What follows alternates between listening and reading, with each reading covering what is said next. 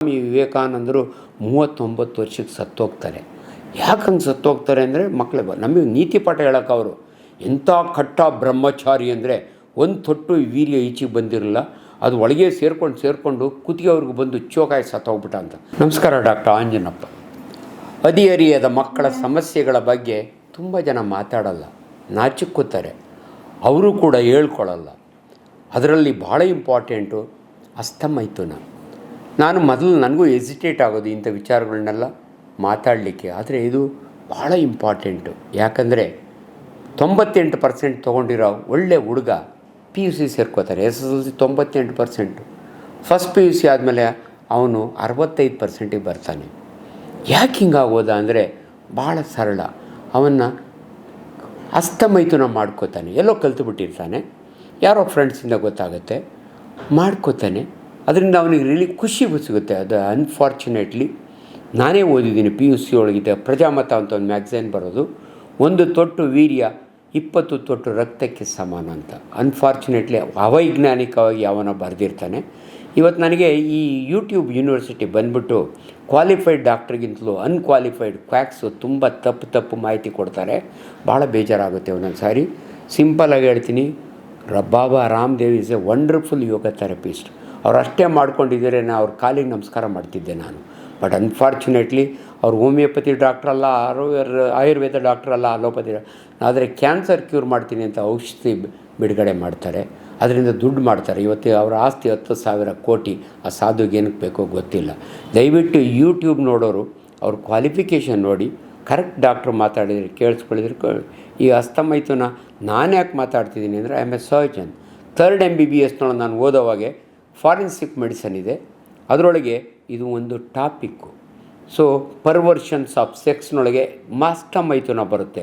ನಮಗೆ ಅದನ್ನು ಓದೋಕ್ಕೆ ನಾಚಿಕೆ, ಅದನ್ನು ಕೇಳೋಕ್ಕೆ ಭಯ ಆವಾಗೆ. ಆದರೆ ನನ್ನ ಟೀಚರ್ ಇದ್ದರು, ತಂಗವೇಲು ಅಂತ. ಕ್ಲಾಸಿಗೆ ಬಂದರು ಅವತ್ತು. ನಾವು 120 ಜನ, 11 ಜನ ಹುಡುಗಿಯರು, ಇನ್ನು ಉಳಿದವರೆಲ್ಲ ಹುಡುಗರು. Government medical college Ballari. ಆ ಪಾಠ ಅವತ್ತು ಮಾಡೋಕ್ಕೆ ಬಂದರೆ ನಮಗೆಲ್ಲ ಒಂಥರ ನಾಚಿಕೆ ಮುಸಿ. ಅವ್ರು ಎಷ್ಟು ಚೆನ್ನಾಗಿ ಹೇಳಿದಂದರೆ, look here boys and girls, masturbation ಬಗ್ಗೆ ಮಾತಾಡ್ತಾಯಿದ್ದೀನಿ. ನೀವು ತಿಳ್ಕೊಳ್ಳಿ, ಯಾವನಾದರೂ ನಾನು ಅಸ್ತಮೈಥುನ ಅಂದರೆ ಮಾಸ್ಟರ್ಬೇಷನ್ನ ಮಾಡ್ಕೊಂಡಿಲ್ಲ ಅಂದರೆ 2 possibility. Either is a terrible liar ಅಂದರೆ ಸುಳ್ಳು ಹೇಳೋ ಬಡ್ಡಿ ಮಗ, ಇಲ್ಲ ಅಂದರೆ ಈ ಮಸ್ಟ್ ಬಿ ಗಾಡ್. ಅದಾದಮೇಲೆ ತಮಾಷೆಗೆ ಹೇಳೋರು, ಈ ಕ್ಯಾನಾಟ್ ಬಿ ಗಾಡ್. ಯಾಕಂದರೆ ದೇವರು ಒಂದೊಂದು ಸಾರಿ ಜಟ್ಕ ಹೊಡ್ಕೊಂಡಿರ್ತಾನೆ. ಇದು ಜನಗಳ ಭಾಷೆ, ನಾನು ಯೂಸ್ ಮಾಡ್ತಾಯಿದ್ದೀನಿ, ತಪ್ಪೇನಿಲ್ಲ. ನಿಮಗೆ ಅರಿವು ಮೂಡಿಸ್ಲಿಕ್ಕೋಸ್ಕರಾಗಿ ಈ ಮಾತು ನಾನು ಈ ಜಟ್ಕ ಹೇಳಿದ್ನಲ್ಲ, ಇದೆಲ್ಲ ಹೇಳಲಿಕ್ಕೆ ನನಗೆ ಮೊದಲು ಒಂಥರ ಮುಜುಗರ ಆಗೋದು. ಆದರೆ ಕಾಮಿಡಿ ಕಿಲಾಡಿಗಳು ಪ್ರೋಗ್ರಾಮ್ ನೋಡಿದ ಮೇಲೆ ಅದರ ಇದಕ್ಕಿನ್ನ ಬಿಲೋ ದಿ ಬೆಲ್ಟ್ ಭಾಷೆ ಯೂಸ್ ಮಾಡ್ತಾರೆ. ಅದನ್ನು ಜನ ನೋಡಿ ನಗ್ತಾರೆ. ಹಂಗಾಗಿ ಒಬ್ಬ ವೈದ್ಯ ಇಂಥ ಪದ ಯೂಸ್ ಮಾಡೋದ್ರಲ್ಲಿ ತಪ್ಪೇನಿಲ್ಲ ಅಂತ ನಿಮಗೆ ಈ ಮಾತಾಡ್ತೀನಿ. ಅಸ್ತಮೈಥುನನ ತುಂಬ ಜನ ಮಾಡ್ಕೋತಾರೆ. ನಾನು ಹೇಳೋ ಒಂದೇ ಅಡ್ವೈಸು, ಅದಕ್ಕಿಂತ ಮೊದಲು ನಿಮ್ಗೊಂದು ಹೇಳ್ತೀನಿ. ಒಬ್ಬ ತಂದೆ ಆಟೋ ಓಡಿಸ್ತಾನೆ, ಅವನು ನನ್ನ ಪರ್ಮನೆಂಟ್ ಪೇಷಂಟ್. ಒಂದಿನ ಮಗನ ಕಾಚಾನ ಅವನು ಕವರ್ನಾಗ ಹಾಕ್ಕೊಂಬರ್ತಾನೆ. ಮಗ ಒಂದು 18 ವರ್ಷ ಇರಬೇಕು.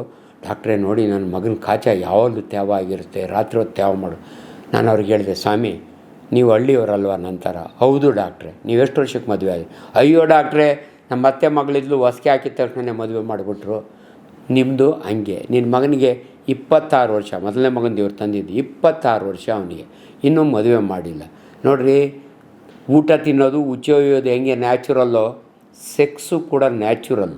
ಏನಂದರೆ ಸಾಮಾಜಿಕ ರಿಸ್ಟ್ರಿಕ್ಷನ್ ಇರೋದ್ರಿಂದ ಮದುವೆ ಆದಮೇಲೆ ನೀವು ಸೆಕ್ಸ್ ಮಾಡಬೇಕು ಅಂತ ಇರೋದು. ಅದಕ್ಕೆ ಮೊದಲು ಯಾರಿಗೇ ಆಗಲಿ ಅದು ಸಮಾಜದಲ್ಲಿ ಹಂಗೆ ಮಾಡ್ಬೋದು ಅಂತ. ಅನ್ಫಾರ್ಚುನೇಟ್ಲಿ ಅವ್ನಿಗೆ 26 ವರ್ಷ ಆದರೂ ಮದುವೆ ಆಗಿರಲ್ಲ, 32 ವರ್ಷ ಆದರೂ ಮದುವೆ ಆಗಿರಲ್ಲ, ಇವತ್ತು 40 ವರ್ಷದವರು ಆಗಿರಲ್ಲ. ಅವನ ವೀರ್ಯ ಈಚೆಗೆ ಬರುತ್ತೆ. ನಿಮಗೆ ಕೆಲವು ಪದಗಳನ್ನ ಯೂಸ್ ಮಾಡೋವಾಗ ನಾನು ಭಾಳ ಕೇರ್ಫುಲ್ಲಾಗಿ ಯೂಸ್ ಮಾಡ್ತೀನಿ. ನಾನು ನ್ಯಾಷನಲ್ ಕಾಲೇಜ್ ಬಸವನಗುಡಿ H. ನರಸಿಂಹಯ್ಯನವ್ರ student, 2 year PUC first batch. ನನಗೇ ಫಸ್ಟ್ MB ಒಳಗೆ ಸೇರಿದಾಗೆ ಯಾರೊಬ್ರು ಹೆಂಗೆ ಹೇಳಿದರು ಅಂದರೆ, ನೋಡಿ ಸ್ವಾಮಿ ವಿವೇಕಾನಂದರು 39 ವರ್ಷಕ್ಕೆ ಸತ್ತೋಗ್ತಾರೆ. ಯಾಕಂಗೆ ಸತ್ತೋಗ್ತಾರೆ ಅಂದರೆ ಮಕ್ಕಳೇ ನಮಗೆ ನೀತಿ ಪಾಠ ಹೇಳೋಕೆ ಅವರು ಎಂಥ ಕಟ್ಟ ಬ್ರಹ್ಮಚಾರಿ ಅಂದರೆ 1 ತೊಟ್ಟು ವೀರ್ಯ ಈಚೆಗೆ ಬಂದಿರಲಿಲ್ಲ, ಅದು ಒಳಗೆ ಸೇರಿಕೊಂಡು ಕುತ್ತಿಗೆವ್ರಿಗೆ ಬಂದು ಚೋಕಾಯಿ ಸತ್ತೋಗ್ಬಿಟ್ಟ ಅಂತ. ನನಗೆ ಅವಾಗಿನ್ನ ಮೆಡಿಕಲ್ ಕಾಲೇಜಿಗೆ ಹೋಗಿಲ್ಲ. ಈ ಮೇಷ್ಟ್ರು ಹೇಳೋದು ನೋಡಿ ನನಗೆ ಗಾಬರಿ ಆಗ್ಬಿಟ್ಟಿದ್ದೆ. ಬಟ್ ನಾನು ದೊಡ್ಡವನಾದಮೇಲೆ, ಡಾಕ್ಟ್ರ್ ಆದಮೇಲೆ ನನಗೆ ಗೊತ್ತಾಯಿತು, ಸ್ವಾಮಿ ವಿವೇಕಾನಂದ ಅಂತ ಹೆಸರಾಂತ ನಮ್ಮ ದೇಶವನ್ನೇ ಇವತ್ತು ಕೂಡ ನಾವು ವರ್ಷಿಪ್ ಮಾಡ್ತೀವಿ. ಅಂಥವ್ನು ಯಾಕೆ ತೀರ್ಕೊಂಡ ಅಂದರೆ ಪಾಪ ಈ ವಾಸ್ ಎ ಜುವೆನೈಲ್ ಡಯಾಬಿಟಿಕ್. ಆಗಿನ್ನ ಇನ್ಸುಲಿನ್ ಕಂಡುಹಿಡ್ದಿರಲಿಲ್ಲ. ಇವರಿಗೆ ಡಯಾಬಿಟಿಸ್, ಜುವೆನೈಲ್ ಡಯಾಬಿಟಿಕ್ ಅಂದರೆ 7 ವರ್ಷದ ಹುಡುಗನ ನಾ ಇನ್ಸುಲಿನ್ ಕೊಡಿಸ್ತೀನಿ ನಮ್ಮ ಹಳ್ಳಿ ಒಳಗೆ. ಅವ್ರು ಇನ್ಸುಲಿನ್ ಇಲ್ದಿರ ಬದುಕಲಿಕ್ಕಾಗಲ್ಲ. ಈ died of complication of diabetes ಕಟ್ಟ ಬ್ರಹ್ಮಚರ್ಯದಿಂದ ಅಲ್ಲ. ದಯವಿಟ್ಟು ಇದು ನಿಮ್ಗೆ ಅರ್ಥ ಆಗಲಿ ಅಂತ ಹೇಳ್ತಿದ್ದೀನಿ. ನಿಮ್ಮ ಮಗ ಹಂಗೆ ಮಾಡ್ಕೊತಿದ್ದಾನೆ ಅಂದರೆ ತಪ್ಪಲ್ಲ, ಅವನಿಗೆ ಆಗುತ್ತೆ. ಅವನಿಗೆ ಗೈಡ್ ಮಾಡಬೇಕು. ನೀವು ಹೇಳಲ್ಲ, ನಿಮ್ಮ ಮೇಷ್ಟ್ರು ಹೇಳೋದಿಲ್ಲ, ನಿಮ್ಮ ತಂದೆ ತಾಯಿಗಳು ಹೇಳೋದಿಲ್ಲ. ಯಾರು ಹೇಳಬೇಕು? ನನ್ನ ವಿದ್ಯೆ ನನ್ನಂಥವನಿಂದ ಈ ಹುಡುಗರಿಗೆಲ್ಲ ಇವತ್ತು ಎಷ್ಟು ನನಗೆ ಇನ್ನೂ ಬೇರೆ ಮಾಧ್ಯಮದಲ್ಲಿ ಇದನ್ನು ನಾನು ಮಾತಾಡಿದ್ದೀನಿ. ಗುಲ್ಬರ್ಗ, ರಾಯಚೂರು, ಎಲ್ಲಿಂದ ಸಣ್ಣ ಸಣ್ಣ ಹುಡುಗರು 22 ವರ್ಷದವ್ರು ನನಗೆ ಫೋನ್ ಮಾಡ್ತಾರೆ. ನಾನು ವಿಡಿಯೋ ಸರಿಯಾಗಿ ನೋಡ್ಕೊಳ್ಳೋ ಮರಿ ಅದರಾಗೆಲ್ಲ ಹೇಳಿದ್ದೀನಿ ಅಂತ ಹೇಳ್ತೀನಿ. ಅಷ್ಟು ಯೋಚನೆ. ಎಷ್ಟೋ ಜನ ಮದುವೆಗೆ ಮೊದಲು ಡಾಕ್ಟ್ರೇ ನಾನು ಚಿಕ್ಕ ಹುಡುಗನಾಗ ಅಸ್ತಮೈತನ ಮಾಡ್ಕೊಳ್ತಾ ಇದ್ದೆ, ಅದರಿಂದ ನನ್ನ ಶಿಶ್ನ ಚಿಕ್ಕದಾಗ್ಬಿಟ್ಟಿದೆ, ಏನಾದರೂ ಮಾಡಿ ಅಂತ ಎಷ್ಟು ಆತಂಕದಿಂದ ಬರ್ತಾನೆ ಅಂದರೆ ಅವ್ನಿಗೆ ಒಂದೇ ಧೈರ್ಯ, ಅಪ್ಪ ಇದು ನಿನ್ನ ಅಸ್ತಮೈತನದಕ್ಕೂ ನಿನ್ನ ಚಿಕ್ಕದಾಗಲ್ಲ, ಮೊದಲೇ ನಿನಗೆ ಚಿಕ್ಕದು ಅನಿಸುತ್ತೆ. ಯಾಕಂದರೆ ಅನ್ಫಾರ್ಚುನೇಟ್ಲಿ ಜನಗಳ ಇಮ್ಯಾಜಿನೇಷನ್ ಆ್ಯಂಡ್ ಅವ್ರಿಗೆ ಒಂದು ಸೆಂಟೆನ್ಸ್ ನಾನು ಯಾವಾಗಲೂ ಹೇಳ್ತೀನಿ, ಒಬ್ಬ ಜವಾಬ್ದಾರಿ ಸರ್ಜನ್ ಆಗಿ ಭಾಳ ಜನಕ್ಕೆ ಇದು ಅರ್ಥ ಆಗಲ್ಲ. It is not the length, it is the strength that is important. ನೀವು ಸಂಭೋಗ ಮಾಡಬೇಕಾದ್ರೆ ಎಷ್ಟು ಉದ್ದ ಇದೆ ಇಂಪಾರ್ಟೆಂಟ್ ಅಲ್ಲ, ಎಷ್ಟೊತ್ತು ಅದು ಗಟ್ಟಿಯಾಗಿರುತ್ತೆ. ಅದನ್ನು ಎರೆಕ್ಷನ್ ಅಂತೀವಿ ನಾವು, ಎರೆಕ್ಟೈಲ್ ಡಿಸ್ಫಂಕ್ಷನ್. ಇವೆಲ್ಲ ನಾನು ಮಾತಾಡಬೇಕಾದ್ರೆ ನನ್ನ ಸಾಮಾಜಿಕ ಜವಾಬ್ದಾರಿಯಿಂದ ಮಾತಾಡ್ತಿದ್ದೀನಿ. ಯಾರೂ ಇದುವರೆಗೂ ನನಗೆ ಏನು ಡಾಕ್ಟ್ರೆ ಹಿಂಗೆ ಪೋಲಿ ಮಾತಾಡಿದಂತೆ ಯಾರೂ ಹೇಳಿಲ್ಲ. ಪಾಪ ಎಲ್ಲರೂ ಕೂಡ ನನ್ನ ಇವತ್ತು ಗೌರವಿಸ್ತಾರೆ ಮಾಧ್ಯಮದಲ್ಲಿ ಇಂಥವು ಮಾತನಾಡಲಿಕ್ಕೆ. ಇಷ್ಟು ಇಂಪಾರ್ಟೆಂಟು. ನೀವು ನಿಮ್ಮ ಮಗನಿಗೆ ಹೇಳೋಕ್ಕಾಗಲ್ಲ ರೀ, ನಿಮ್ಮ ಮಗ ನಿಮ್ಮನ್ನು ಕೇಳೋಕ್ಕಾಗಲ್ಲ. ಈ ನಮ್ಮ ಹತ್ರ ಕೇಳೋಕ್ಕೂ ನಾಚಿಕೊಳ್ಳೋರು ಈಚೀಚೆಗೆ ನನ್ನ ವಿಡಿಯೋ ನೋಡಿ ಬಂದು ನನ್ನ ಹತ್ರ ಕೇಳ್ಕೊತಾರೆ. ಅದರಿಂದ ದಯವಿಟ್ಟು ಅಸ್ತಮೈತುನ ಯಾರು ಮಾಡ್ಕೋತಾರೆ? ಹದಿಹರಿಯದ ಮಕ್ಕಳು. ಹೆಣ್ಮಕ್ಳು ಮಾಡ್ಕೋತಾರ? ಡೆಫಿನೆಟ್ಲಿ ಮಾಡ್ಕೋತಾರೆ. ಅದ್ರ ಬಗ್ಗೆ ಹೆಚ್ಚಿಗೆ ಮಾತಾಡೋಕ್ಕೆ ಹೋಗಲ್ಲ. ಈಗ ನಾನು ಕರೆಕ್ಟಾಗಿ ನಿಮಗೆ ಕನ್ನಡದಲ್ಲಿ ಡೆಫಿನೇಷನ್, ಮಾಸ್ಟರ್ಬೇಷನ್ ಅಸ್ತಮೈತನಕ್ಕೆ ಒಂದು ಡೆಫಿನೇಷನ್ ಏನಂದರೆ, ತಮ್ಮ ಸೆಕ್ಸ್ ಆರ್ಗನ್ನ, ಜೆನೈಟಾಲಿಯಾ ಅಂತೀವಿ ನಾವು, ಅದನ್ನು ತಮ್ಮ ಖುಷಿಗೋಸ್ಕರವಾಗಿ ಕೈನಲ್ಲಿ ಹ್ಯಾಂಡಲ್ ಮಾಡೋದನ್ನು ಅಸ್ತಮೈಥುನ ಅಷ್ಟೇ. Very simple. ಹೆಣ್ಮಕ್ಳು ಕೂಡ ಬೇರೆ ಬೇರೆ ರೀತಿಯಲ್ಲಿ ಮಾಡ್ಕೊಳ್ತಾರೆ. ಅದ್ರ ಬಗ್ಗೆ ಬೇಡ ಇವಾಗ ನಾನು ಬೇರೆ ಸಮಯದಲ್ಲಿ ಅದ್ರ ಬಗ್ಗೆನೂ ಇನ್ಫಾರ್ಮೇಷನ್ ಕೊಡ್ತೀನಿ. ಬಟ್ ಮಾಸ್ಟರ್ಬೇಷನ್, ಅಸ್ತಮೈಥುನ, ಚಟ್ಕ ಹೊಡೆಯೋದು ಅಂತಾರೆ ಕೆಲವು ಹುಡುಗರು ತಮಾಷೆಗೆ, ಇವೆಲ್ಲವನ್ನು ಆ್ಯಂಡ್ ಹುಡುಗರು ಅವರವರಲ್ಲೇ ಮಾತಾಡ್ಕೋತಾರೆ. ಅವನೇ ಅವ್ನಿಗೆ ಅಡ್ವೈಸ್ ಮಾಡ್ತಾನೆ, ಇಷ್ಟು ಸಾರಿ ಮಾಡ್ಕೋಬೇಕು, ಅಷ್ಟು ಸಾರಿ ಅವ್ನಿಗೇನು ನಾಲೆಡ್ಜ್ ಇರಲ್ಲ. ಸೊ ದಯವಿಟ್ಟು ಬೇರೆಯವರು ಅವೈಜ್ಞಾನಿಕವಾಗಿ ಮಾತಾಡೋದನ್ನು ರೆಸ್ಪೆಕ್ಟ್ ಮಾಡಬೇಡಿ. I am A qualified man, I am A scientist, I am A responsible professor in a medical college. ನನ್ನ ಮಾತಿಗೆ ಗೌರವ ಜಾಸ್ತಿ. ಎಷ್ಟೋ ಜನ ಮದುವೆ ಆದಮೇಲೂ ಅಸ್ತಮೈಥುನ ಮಾಡ್ಕೋತಾರೆ. ಅವ್ರು ಬಂದು ನನಗೆ ಹೇಳ್ತಾರೆ, ತಪ್ಪೇ ಇಲ್ಲ ಅದರೊಳಗೆ. ಸೊ ಅದರಿಂದ ಕೆಲವನ್ನ ಕರೆಕ್ಟಾಗಿ ತಿಳ್ಕೊಳ್ಳಿ. ನೀವೇ ತಪ್ಪು ಮಾಹಿತಿ ಬೇರೆಯವರು ಅವೈಜ್ಞಾನಿಕವಾಗಿ ಭಾಳ ಈ ಸೆಕ್ಸ್ ಬುಕ್ಗಳಿರ್ತಾವೆ ನಿಮಗೆ ಫುಟ್ಪಾತ್ ಮೇಲೆ ಸಿಗ್ತವೆ, ಅದರಾಗ ಏನೇನೋ ಬರೆದಿರ್ತಾರೆ. ಅವ್ರು ಯಾರು ಡಾಕ್ಟ್ರುಗಳಲ್ಲ. ಸೊ ಇದನ್ನು ನನಗೆ ಯಾವತ್ತೂ ಇದನ್ನು ಜನಗಳಿಗೆ ಹೇಳಬೇಕು ಅನಿಸ್ತು ಅಂದರೆ, ಅನ್ಫಾರ್ಚುನೇಟ್ ಬಾಯ್ 98% ತೊಗೊಂಡು ನಾನು 65ಕ್ಕೆ ಬರ್ತಾನೆ. ಯಾಕಂದರೆ he has gone into depression. ಮಾಡ್ಕೊಂಡು ಮೆಮೊರಿ ಹೊರಟೋಯ್ತು ಅನ್ಕೋತಾನೆ. ನಿಮ್ಮ ಮೆಮೊರಿ ಲಾಸ್ಗೂ ಇದಕ್ಕೂ ಸಂಬಂಧನೇ ಇಲ್ಲ. ಸೊ ಹೋಗಿರೋ ವೀರ್ಯದಿಂದಲ್ಲ ಇವನು ವೀಕ್ ಆಗಿರೋದು, ಅದ್ರ ಬಗ್ಗೆ ಥಿಂಕ್ ಮಾಡಿ ವೀಕ್ ಆಗಿಬಿಟ್ಟಿದ್ದಾನೆ.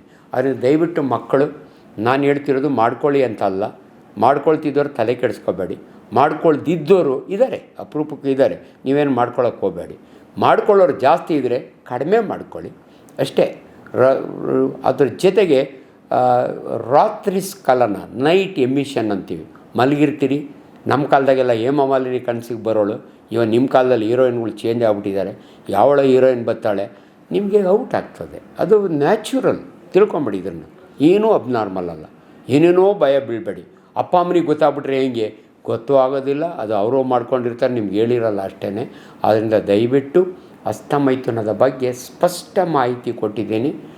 ಇದು ಇಷ್ಟು ತಿಳಿದಿದ್ರೆ ಸಾಕು. ಇದ್ರ ಬಗ್ಗೆ ಮತ್ತೆ ನನಗೆ ಫೋನ್ ಮಾಡಿ ಎಷ್ಟೊತ್ತು ಮಾಡಬೇಕು, ಎಷ್ಟೊತ್ತು ಮಾಡ್ಕೊ, ಅವೆಲ್ಲ ಬಿಟ್ಟುಬಿಡಿ. ಅವೆಲ್ಲ ದಯವಿಟ್ಟು ಅದು ಡಿಫರೆನ್ಸ್ ಆಗುತ್ತೆ.